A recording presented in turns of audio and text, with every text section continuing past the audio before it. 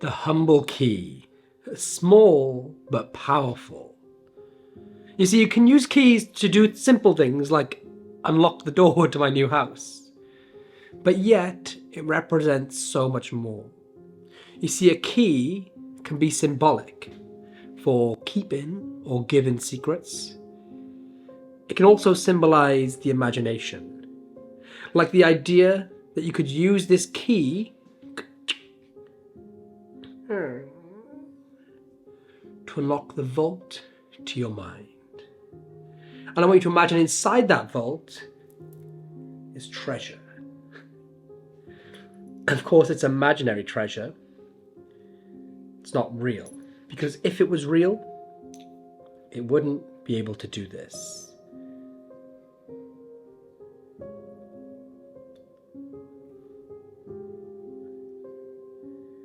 Just like that, the key is linked onto the chain. But of course, remember, this is all in your imagination, symbolized by the key itself. Because if it was real,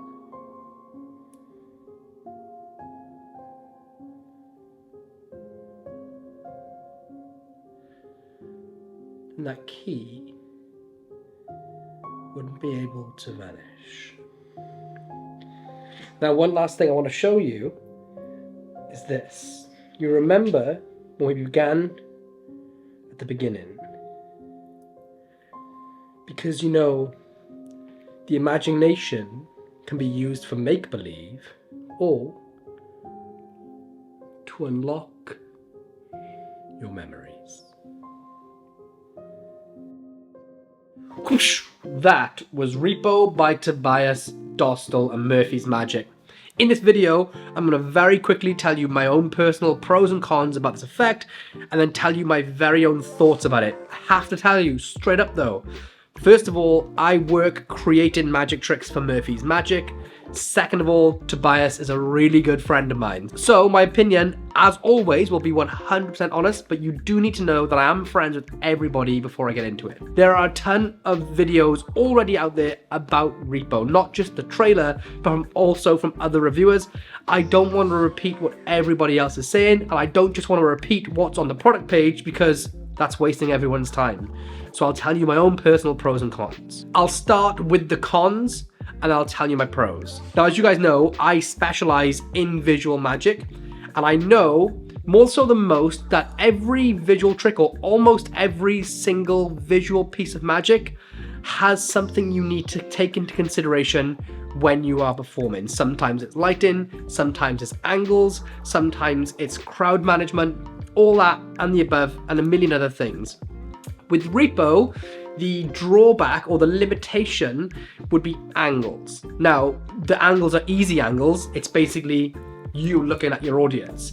If you do any sort of coin magic, like a JW grip or like a imagination grip, whatever it's called, that's your angles. So the same as you'd have for a back palm for a playing card, those are your angles. As long as you're comfortable with that, which they are day one beginner magic angles, you're good. But that does mean you cannot perform this surrounded. The second con, and it seems really strange saying that because to me, this is the beauty of the art, but you do need to practice this because anyone can just do the moves and get to the end of the routine, but it's the subtleties that sell this. For example, if you're a very, very day one beginner, you're going to be focusing hard on just executing the secret moves. Whereas the important stuff, as Tobias explains really well in the tutorial, is like, for example, when you're making the key vanish off the chain, you should be trying to like add some tension to the chain with your index finger right to the last second and then make it look like the key's gone. It's just a subtle nuance, a little touch, but it really disguises the method, that extra sprinkle that turns it from a magic trick to a miracle. So all I'm saying is that if you're not at the point in magic where you are able to perform all the routine without having to think about it, and you can focus on doing the nuances, then when you pick this up, don't perform it until you've really put the practice in. It's not hard. It's actually pretty easy. It was easier than I thought it was going to be. but I wouldn't say get this, watch the video and just straight away perform it. I would get it, practice it for a couple of days, weeks, months, however long, until you feel comfortable, and then go and perform it. And I only say it's a con because there are certain tricks out there which you can almost do straight out the box. This just needs a little bit of extra practice. So those two cons are, it's not a 360-degree angle trick. This is an effect where you perform it to your audience, and you can be like 180. And the second con is that you need to put in some practice to make it look beautiful. The pros are, and I love this, is that everything you need comes in the box, including something to carry all the props that you have. Everything you need to perform goes inside this tiny red envelope. This means to me that it's an everyday carry. The older I get, the more experience I have in Magic, the more streamlined I am. The tricks that I want to perform, I want to be able to keep on me everywhere without knowing that they're on me. So I don't want to sit down and feel some giant Rubik's cubes in my pocket, or I don't want my t-shirts or my jumpers bulging out. Every piece of magic that I carry on me, I don't remember it's on me. It has to be that small. This fits into that category. Of course, everything you need to perform comes included straight away.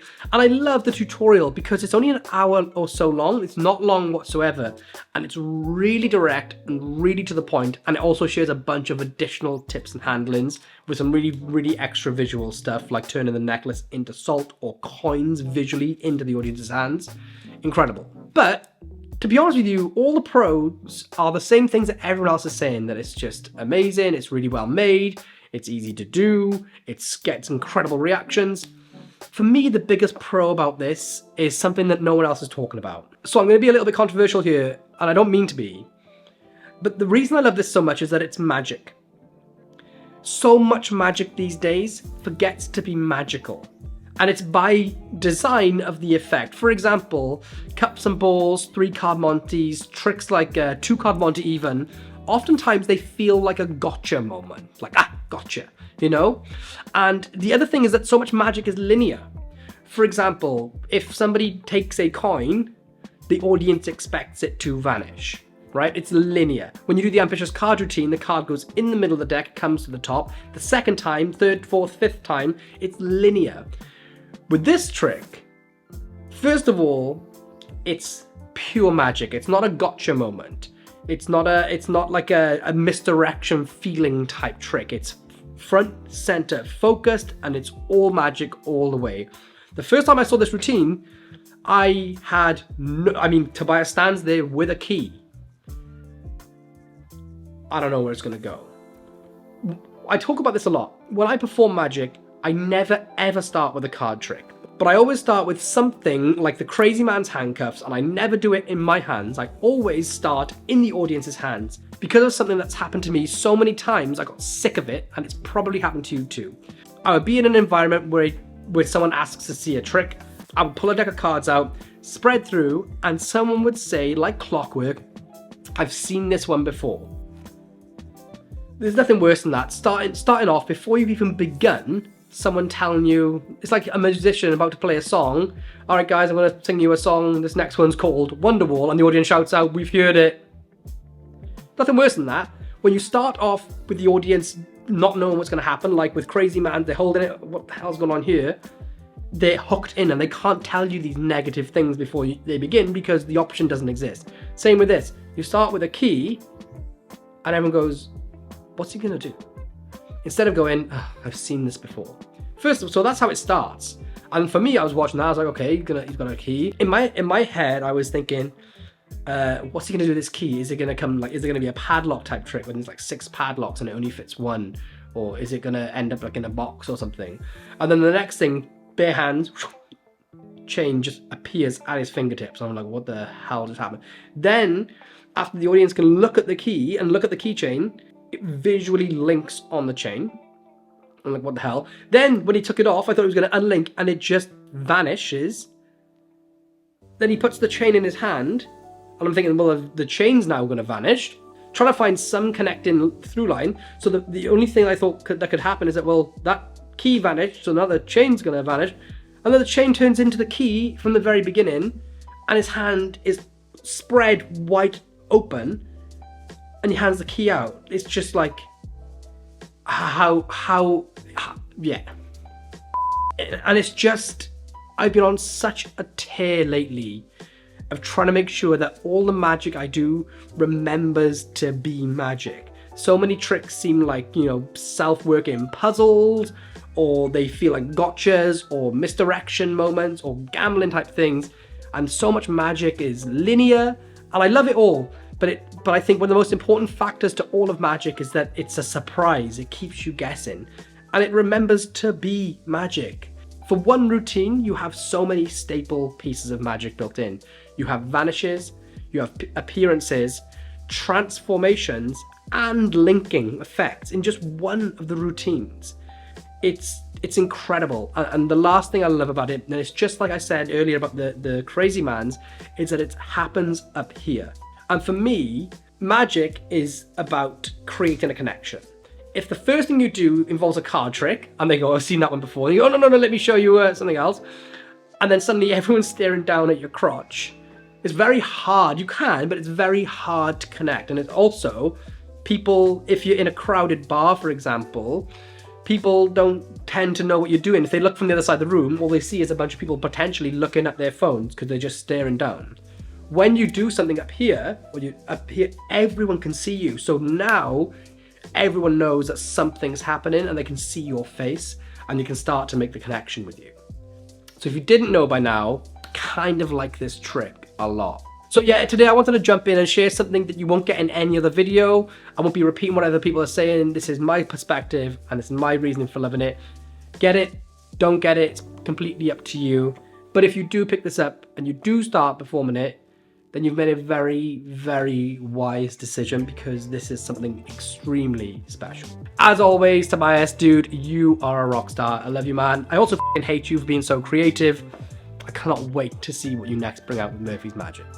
A side note, this is a temporary studio because I've moved into my new house, and if you want to follow along with the renovation project that I'm posting on YouTube, I've got my first video posting soon with Kaylee, then hit the new channel link in the description or at the end of the video.